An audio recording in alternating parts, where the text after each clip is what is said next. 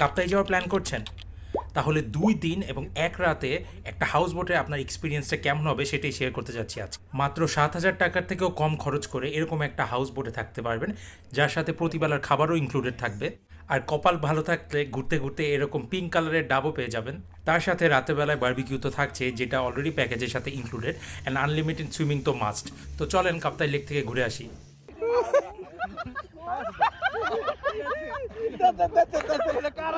আমাদের জার্নিটা শুরু হয় ঢাকার আরামবাগ বাস কাউন্টার থেকে। রাত ১২টার বাস ধরে আমরা রাঙামাটির উদ্দেশ্যে রওনা দিই, অ্যান্ড ভোর হতে না হতেই অলমোস্ট ৭ ঘন্টা পর আমরা রাঙামাটিতে পৌঁছে যাই। বাস থেকে নেমেই আমরা একটা সিএনজি নিয়ে চলে যাই তবলছড়ি ঘাটে। সিএনজিতে আপনার জনপ্রতি ১০ থেকে ১৫ টাকা খরচ পড়বে, আর রিজার্ভ নিলে ৬০ টাকা দিয়ে চলে যেতে পারবেন। ঘাটে আমাদের জন্য একটা পিক আপ বোট অপেক্ষা করছিল, যেটা অলরেডি প্যাকেজের সাথে ইনক্লুডেড, অ্যান্ড সেটাই আমাদেরকে ওখান থেকে স্পটে নিয়ে যায়। স্পটে আসতে না আসতে আমাদেরকে হাউস বোটের অ্যাক্সেস দিয়ে দেওয়া হয়, মেবি বিকজ আগের দিন হয়তো বা কোনো গেস্ট ছিল না, এই জন্য আসার সাথে সাথেই আমরা এন্ট্রি পেয়ে যাই। সো ভিতরে দেখতে পাচ্ছেন যে ৫টা রুম আছে, ৫টা সেপারেট বেড আছে, এবং এক একটা বেডে ২ জন করে থাকতে পারবেন। সো টোটাল আপনারা ১০ জন এই বোটে থাকতে পারবেন, অ্যান্ড বোটের এই সেকশনে আপনারা এসি পেয়ে যাবেন, অ্যান্ড সাথে একটা অ্যাটাচ ওয়াশরুম তো থাকছেই। আমাদের হাউস বোটটা নীলাঞ্জনা রিসোর্টের ঘাটে রাখা ছিল, অ্যান্ড আমাদের খাওয়া দাওয়ার সব ব্যবস্থা এই রিসোর্টের রেস্টুরেন্টেই করা হবে। সো তাড়াতাড়ি আমরা আমাদের ব্রেকফাস্টের জন্য রেস্টুরেন্টে চলে আসি। শুরুতেই একটা অরেঞ্জ জুস দিয়ে তারা আমাদেরকে ওয়েলকাম করে। সত্যি কথা বলতে এরকম অসাধারণ সিনারি দেখে আপনাকে যাই খেতে দেখ না কেন আপনার খুবই ভালো লাগবে। সারা রাত জার্নি করে আমরা খুবই টায়ার্ড অ্যান্ড খিদায় কাতর হয়ে গিয়েছি। সো ফাইনালি আমাদের ব্রেকফাস্ট চলে আসে, অ্যান্ড কিপ ইন মাইন্ড এটাও কিন্তু প্যাকেজের সাথে ইনক্লুডেড। সো আমাদের আজকে ব্রেকফাস্টে ছিল খিচুড়ি, ডিম, আলু ভাজা, অ্যান্ড জলপাইয়ের একটা আচার। খাবারগুলো খুবই ফ্রেশ অ্যান্ড মজা ছিল খেতে। জানি না এটা আসলে ভিউর জন্য নাকি আসলেই মজা ছিল। এই নিয়ে কথা বলতে বলতে আমাদের চা চলে আসে, অ্যান্ড চা শেষ করেই আমরা আমাদের বোটে চলে যাই। অ্যান্ড এই প্রথমবার আমি আমাদের বোটের ছাদে উঠি, অ্যান্ড এখান থেকেই আসলে আমাদের যে ট্রিপটা সেটা শুরু হয়। খোলা আকাশের নিচে, যদিও উপরে শেড আছে, বাট আশেপাশে সব সিনারি আপনি দেখতে পারবেন, অ্যান্ড উপরে বসার জন্য পর্যাপ্ত পরিমাণ স্পেস আছে। আপনি চাইলে নিচেও বসতে পারেন, অ্যান্ড ওখানে 3টা সোফাও দেওয়া ছিল। সো আপনি আপনার কমফোর্ট মতো যেখানে ইচ্ছা সেখানেই বসতে পারবেন। আই গেস আড্ডা মারার জন্য এর থেকে ভালো স্পেস হয়তো বা আর কোথাও নেই। ও বাই দ্য ওয়ে, আমাদের প্যাকেজের সাথে কিন্তু কায়াকিংও ইনক্লুডেড ছিল। সো চাইলে আপনারা কায়াকিংও করতে পারবেন আনলিমিটেড টাইম। 11টার কিছুক্ষণ পরই আমাদের বোটটা ফাইনালি ছাড়তে শুরু করে, অ্যান্ড আমরা হচ্ছে আমাদের সুইমিং এরিয়ার ওদিকে আগাইতে থাকি। বোটের বেস্ট পার্ট হচ্ছে বোটটা কিন্তু ভেরি কোয়াইট। ইঞ্জিনের সাউন্ড একদম উপরের যে সিটিং এরিয়াটা আছে ওখানে আসেই না।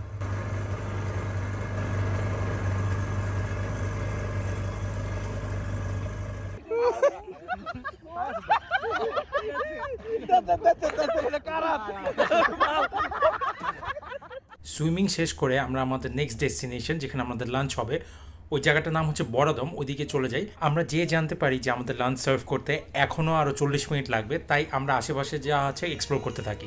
এক্সপ্লোর করতে করতে আমরা একটা বাজারে চলে যাই, এটার নাম মোস্ট লাইকলি বড়াদম বাজার। আর এইখানে যে আমি একটা ডাব অর্ডার করি, অ্যান্ড সারপ্রাইজিংলি ডাবের যে ভিতরের সাইডটা ছিল সেটা পিঙ্ক কালারের ছিল, যদিও পানি নর্মাল ডাবের মতোই। তারপর আশেপাশে একটু হাঁটাহাঁটি করে কিছু ছবি টবি তুলে আমরা রেস্টুরেন্টের দিকে আবার হাঁটতে থাকি। এই রেস্টুরেন্টের নাম ছিল বেরাইন্নে, অ্যান্ড আমাদের এই প্যাকেজে ছিল ভাত, সবজি, মাছ, ভর্তা, ডাল, অ্যান্ড অবভিয়াসলি ব্যাম্বু চিকেন তো থাকবেই, কারণ পাহাড়ি এলাকায় আসছেন আর ব্যাম্বু চিকেন খাবেন না তা তো আর হবে না। সো ব্যাম্বু চিকেন সাথে ছিল, কিন্তু ব্যাম্বু চিকেন থেকেও এখানে ইউনিক খাবার যেটা ছিল সেটা ছিল চাপিলা ফ্রাই। চাপিলা মাছের ফ্রাইটা এত ক্রিস্পি ছিল যে চিকেন ফ্রাই থেকেও এটা খুব মজা লাগছিল। আমি নিজেই মনে হয় প্রায় আধা কেজির উপরে খেয়ে ফেলেছি। যাই হোক, লাঞ্চ শেষ করে আমরা আমাদের নেক্সট ডেস্টিনেশনের উদ্দেশ্যে রওনা দিই।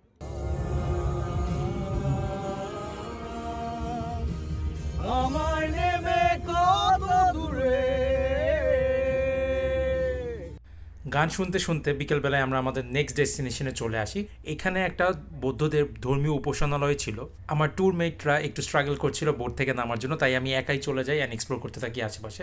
ও বাই দ্য ওয়ে, এখানে কিন্তু আপনারা বাই রোডও আসতে পারবেন, সিন্স আমি দেখতে পাচ্ছি ঢাকা থেকে অনেক মানুষই তাদের নিজেদের ট্রান্সপোর্ট নিয়ে বাই রোড এসেছে। তো যাই হোক, একটু সামনে যাওয়ার পর আমি একটা দোকানের মতো খুঁজে পাই, যেখানে কিনা আমার লাইফের বেস্ট রং চা আমি খাই।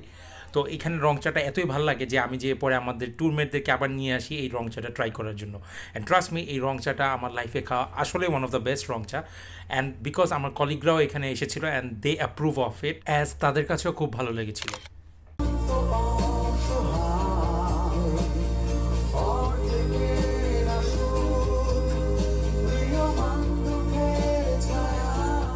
বিকেলবেলা এরকম ফিল নিয়ে গান শুনতে শুনতে অ্যান্ড গাইতে গাইতে আমরা একটা অসাধারণ সানসেট দেখতে পাই।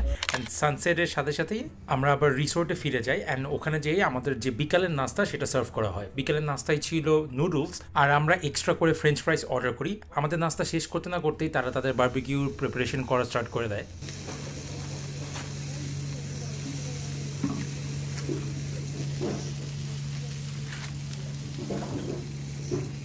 তো ডিনারে ছিল বারবিকিউ চিকেনের সাথে ফ্রাইড রাইস অ্যান্ড ভেজিটেবলও ছিল, সাথে ছিল সফট ড্রিঙ্কস, আনলিমিটেড না, এক গ্লাসই পাবেন। অ্যান্ড খেতে খুবই মজা ছিল, গরম গরম বারবিকিউর সাথে ফ্রাইড রাইস ভালোই জমে গিয়েছিল। তো পরের দিন সকালবেলা আমাদের দিন শুরু হয় ব্রেকফাস্ট দিয়ে। তো ব্রেকফাস্টে রেগুলার খাবার ছিল পরোটা, ডিম ভাজি, ডাল, সবজি, আর সাথে হালুয়া ছিল। এখানে বলে রাখা ভালো যে প্রত্যেক বেলার খাবারই আমাদের কাছে খুব স্বাদ লাগছিল। এর ওয়ান অফ দ্য রিজন হচ্ছে যে এখানে খাবার সবগুলাই ফ্রেশ। এরা আগে থেকে আপনার কাছ থেকে অর্ডার নিয়ে রাখবে যদি আপনি প্যাকেজে না যান। সো কোনো খাবারই এখানে বাসি পাবেন না, তারা আপনি অর্ডার দেওয়ার পর প্রিপেয়ার করে। সো সেই ক্ষেত্রে সব খাবার অ্যাটলিস্ট ফ্রেশনেসের দিক থেকে কোনো কম্প্রোমাইজ নাই, অ্যান্ড টেস্টও আমাদের কাছে খুব ভালোই লেগেছে। আজকে ঘুরে ফেরার জন্য আমাদেরকে অন্য একটা বোট দেওয়া হয়েছে, বিকজ আমাদের হাউস বোটটা এদিকে আসতে পারবে না, কারণ এই রুটটাতে একটু ঢেউ বেশি থাকে, যেটা নাকি আমাদের হাউস বোটটার জন্য সেফ হবে না। তো যাই হোক, আমাদের পথে আসতে আসতে আমরা একটা জায়গা খুঁজে পাই যেখানে নাকি একটা রাজবাড়ি আছে, যেটা কিনা এই কৃত্রিম লেকটা যখন বানানো হয় তখন পানির নিচে চলে যায়। তো আমাদের নেক্সট ডেস্টিনেশন ছিল ঝুলন্ত ব্রিজ। তো কাপ্তাই আসলে এইটা তো মাস্ট ভিজিট ডেস্টিনেশন। আপনি হাউস বোটে থাকেন বা না থাকেন, এই জায়গায় আসতেই হবে, বিকজ এটা মোস্ট পপুলার ট্যুরিস্ট প্লেস এই এরিয়াতে। তো ব্রিজ দিয়ে হাঁটতে হাঁটতে একটু উপরের দিকে আসলে আপনি এখানে একটা মার্কেটের মতো পেয়ে যাবেন, যেখানে লোকাল ইনফ্লুয়েন্স ট্র্যাডিশনাল অনেক কিছু আপনারা পেয়ে যাবেন। সুভিনিয়ারের জন্য এটা একটা ভালো স্পট। তো যাই হোক, এখানে কিছু ঘোরাঘুরি করে আমরা আমাদের নেক্সট স্পটের জন্য রওনা দিই। আমরা এখন যেই রুট দিয়ে যাচ্ছিলাম, সো যারা থাইল্যান্ড ভিজিট করেছেন তাদের জন্য কিন্তু এটা একটা ফ্ল্যাশব্যাকের মতো, বিকজ এখানে যে আই লাভ বার্কাল লেখাটা দেখতে পাচ্ছেন, পাটায়াতে গেলেও কিন্তু ঠিক এইভাবেই আই লাভ পাটায়া লেখা থাকে। অ্যান্ড অলসো এখন যেই জায়গাটা দেখতে পাচ্ছেন ফুকেটে যখন আইল্যান্ড হপিংয়ে যান, ওই জায়গায়ও কিন্তু সিমিলার এরকম সিনারিওস থাকে। তো বাজেট থাইল্যান্ডের ফিল নিতে নিতে আমরা আমাদের নেক্সট স্পটে চলে আসি, যেটা নাম হচ্ছে স্বর্ণ মন্দির। এখানে গৌতম বুদ্ধর একটা স্ট্যাচু আছে। তারপর আশেপাশে কিছুক্ষণ হাঁটাহাঁটি করে এই ট্যুরের লাস্ট ডাব খেয়ে আমরা আমাদের রিসোর্টের উদ্দেশ্যে রওনা দিই, যেখানে কিনা আমাদের হাউস বোটটা রাখা আছে।